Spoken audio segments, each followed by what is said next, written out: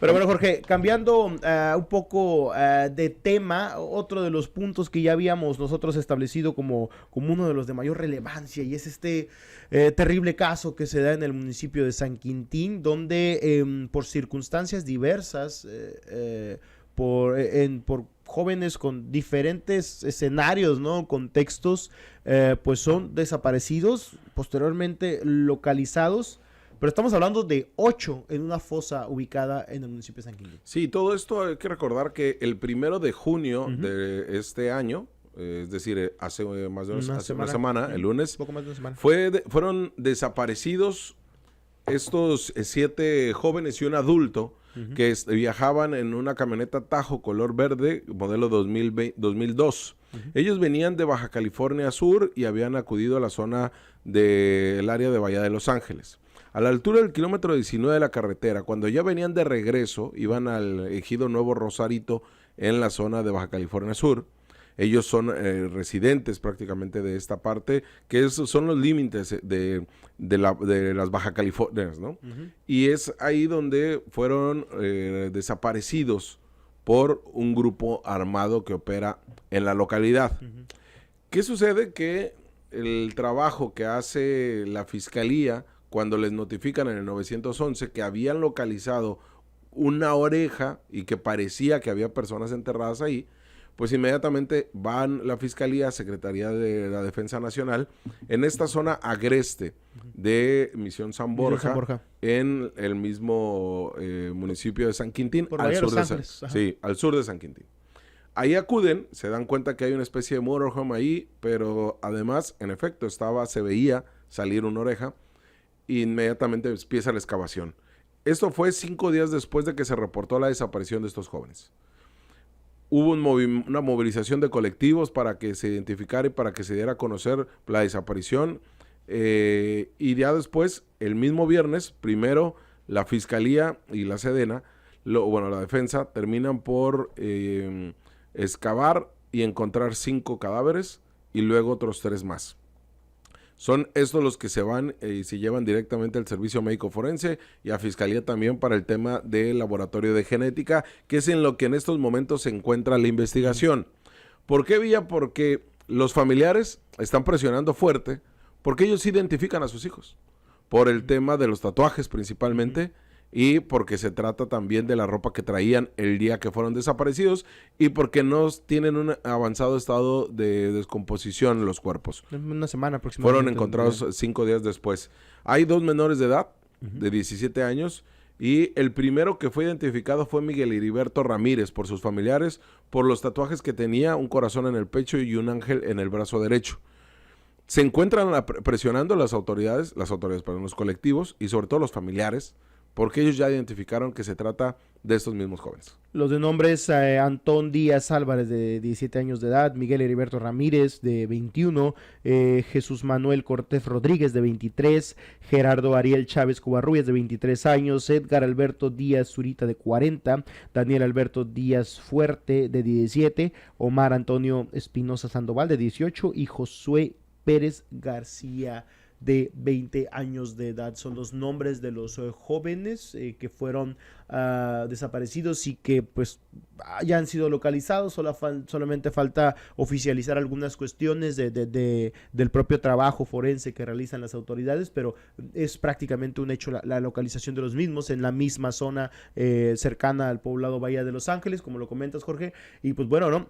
Hay tantas cuestiones que se pueden señalar aquí. Tenemos entendido que hay una persona ciudadana de Estados Unidos también. Uno de ellos es ciudadano estadounidense, lo cual le agrega otro ingrediente a esta situación en medio de un conflicto tan tenso binacional que se tiene, ¿no?, en el gobierno del estado. Y pues bueno, se da también en esta situación. Jorge, hay muchas cuestiones. Para empezar, ¿qué capacidad operativa tendría un grupo armado para desaparecer a 8 jóvenes? Y enterrarlos, ¿no? Y enterrarlos. Hacer una fosa clandestina. Exactamente. Es interesante porque además ya determinará el Servicio Médico Forense las causas de muerte. Lo que pudimos obtener información a través de Fiscalía y a través de los familiares era que algunos tenían disparos de arma de fuego, otros eran prácticamente golpes, y otros venían los habían asfixiado. Entonces, hay diferentes causas de muerte en los 8 personas encontradas. Entre ellas ya decimos 2 menores de edad, un adulto de 40 años, pero el rango de la edad era de 18 o de 17 a 23 años. Entonces sí es como, estamos hablando de estudiantes y pescadores. Sí es algo que deberá de trabajar de manera distinta a la Fiscalía por lo grave del asunto y porque vivimos en un contexto donde lo señalas, Villa, hay una guerra entre el crimen organizado prácticamente en todo el estado. Son ellos la célula, no es la guerra de la autoridad contra el narco. Son grupos antagónicos o de un mismo cártel o de cárteles distintos.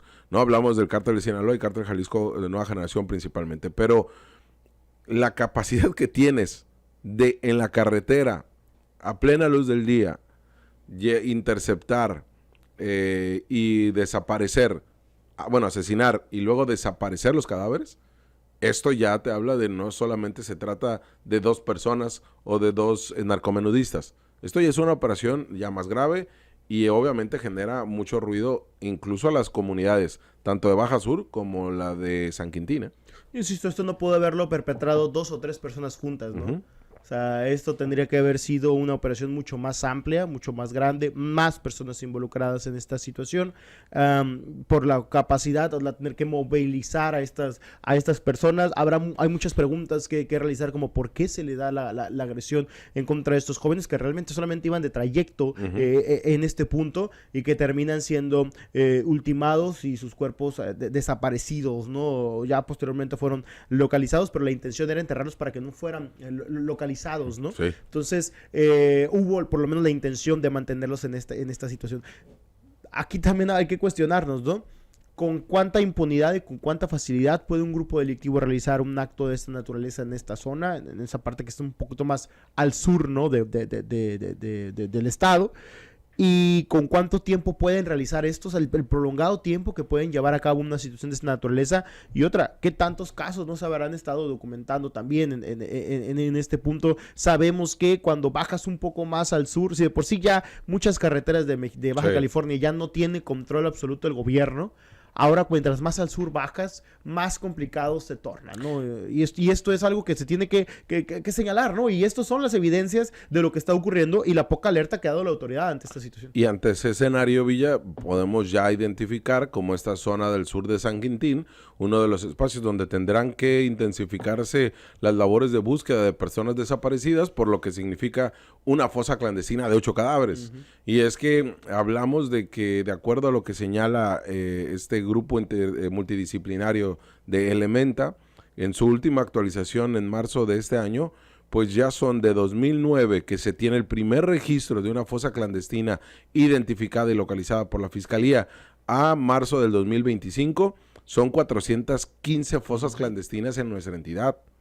Entonces, hablamos de cementerios clandestinos, Villa. Ya no solamente son una fosa donde es uno o varios cadáveres, son cementerios clandestinos como el Miguel Alemán, como los encontrados en la zona este de Tijuana, como los encontrados en La Rumorosa, como ahora los encontrados en el sur de San Quintín, como los vistos en el Valle de la Trinidad. Entonces estamos hablando de varios puntos muy bien identificados por la autoridad y por colectivos, donde de 2009 para acá se han venido encontrando. Resalta que ha venido un aumento de localización de fosas clandestinas, tanto por la autoridad como por colectivos, o de colectivos con la autoridad. Y es ahí que igual nos sirve para análisis en otro día para ver puntualmente justamente la localización y las deficiencias de la Fiscalía, porque hablamos, Villa, que son, de acuerdo a lo que dice este grupo de investigación que desde hace más de un lustro viene haciendo este tipo de trabajo integral en el país y que tiene un capítulo en Baja California, que en 2000 pasamos de una fosa clandestina localizada en 2009, 2 en 2010, 2011 una y así, una tendencia a la hasta alza. 2024, que es el año donde más fosas clandestinas se han localizado, es decir, el año pasado, con 91 fosas clandestinas. Uh-huh. Este año apenas habían reportado una, pero les faltan las de La Rumorosa, esta que estamos hablando de San Quintín, y otras que se han localizado en Tijuana. Pero esto sí es una generación de preocupación y de entender, porque gracias a este tipo de trabajos y de reportes periodísticos también, Villa, es cómo hemos podido lograr dimensionar lo que se está viviendo en Baja California. Jorge, estamos hablando también de que el año pasado le cuestionábamos a Corbera, al fiscal de desaparecidos, cuándo reactivarían las búsquedas en estos puntos. Seguimos esperando a un año de esta situación. ¿Cuándo diablos van a reactivar las búsquedas? Porque en la mayoría de los puntos que acabas de comentar no han culminado las investigaciones. No han terminado en Miguel Alemán, no han terminado en el Rancho Huesos, no han terminado al este de Tijuana, no han terminado las investigaciones. Al contrario, las han detenido y a través de presión política, a través de presión mediática, a través de presión de los colectivos, es como las han vuelto a reactivar. Y ahora también con las limitaciones o las restricciones que se han dado por parte de grupos delictivos, que lo denunciaba el propio Gonzalo Moreno de la célula de búsqueda, ya hasta los grupos delictivos han amedrentado a trabajadores de la CESPEN, por ejemplo, para que no presten su maquinaria y realicen las investigaciones correspondientes o los ayuden a extraer a desenterrar espacios, ¿no? Para poder buscar cuerpos. Ya se ha establecido también en el ejido Nezahualcóyotl, donde también se localizaron varios cuerpos, donde que existe la posibilidad de que haya más cadáveres ahí, y ya no se le está prestando la maquinaria por las amenazas de los grupos delictivos. ¿A qué nivel estamos llegando? Esto no lo digo yo, lo dicen los propios colectivos. Sí. Lo han establecido y lo han dejado claro a través de denuncias en redes sociales que han establecido y que es el argumento que les da la autoridad. Ya ni siquiera eso va a poder hacer la autoridad, Jorge. Ya por miedo a ser amedrentados, ya no pueden realizar este tipo de acciones. Qué complicado escenario, ¿no? Estamos enfrentando. Sí, y es ahí donde, pues más allá de lo que pueda decir la autoridad, pues lo que te han venido empujando los colectivos de personas desaparecidas, de familiares de personas desaparecidas. Porque en esta realidad que se tiene, que documenta Elementa, señala que, fíjate qué tan grave, de los 17,000 carpetas de investigación que no se han podido actualizar porque la Fiscalía les entregó una base de datos vía petición de transparencia. Bien pensado, Fiscalía. Pero donde no les dice cuántas carpetas son las abiertas y las cerradas. Solamente les arrojó un número así. Entonces, ellos no lo han podido actualizar en Baja California. Pero nos habla que de esas 17,000, 4 de cada 10 carpetas no tienen la Fiscalía, ni la edad, ni el sexo de la persona desaparecida. O sea, no se sabe qué están buscando. O sea, así de grave son los elementos que se tienen, al igual que otro que ya lo estaremos analizando en otro programa para focalizarnos en ese trabajo. Pero nada más, por último, Villa, ese documento que lo presenta también el evento donde hablábamos de estos 415, hablamos que son 415 fosas clandestinas, la mayor parte en Tijuana, 196 que han localizado de 2009 a marzo de 2025. Mexicali con 100 es el segundo municipio donde más se ha localizado. Pero destaca que San Quintín tiene 24 fosas clandestinas, 25 con esta que acaban de encontrar. Pero de esas 25 apenas son del 2020 a la fecha. O sea, en menos de 5 años, en 4 años prácticamente, has encontrado 25 fosas clandestinas. Una cuarta parte de las que tiene Mexicali. Sí, o sea, y tan solo en 5 años, porque el análisis que se tiene es de 2009 para acá. Eso nos habla también o que la Fiscalía no buscaba para allá, o que las desapariciones forzadas han incrementado de ese lado. Pero son 415 fosas clandestinas, 417 cadáveres, pero son más de 2,000 restos óseos que se han encontrado, fragmentos de huesos, en estas fosas clandestinas de 2009 a marzo de 2025 acá, de acuerdo a lo que documenta esta asociación. Jorge, y si vamos a la historia, hablamos de que hay alrededor de 14,000, 15,000 cuerpos en las fosas comunes, o sea, y que se encuentran obviamente sin identificar. Claro. Y lo hemos comentado también, cuántos restos que ya son, o sea, que ya se encuentran en una fosa común, no son parte de las investigaciones que tiene la Fiscalía en este momento y que nunca los han cruzado por la cantidad de trabajo que representa. O sea, muchos de estas personas desaparecidas ya pudieron haber sido localizadas si se hiciera este trabajo para cruzar. No digo que todos, porque realmente es muy parecido la cifra de denuncias de desaparición a la cifra de cuerpos que se encontraban en estas fosas. Entonces, para que entiendan el desorden que tenemos en la búsqueda, para que vean el desastre que tenemos en la búsqueda, en la localización de cadáveres, en la identificación de personas.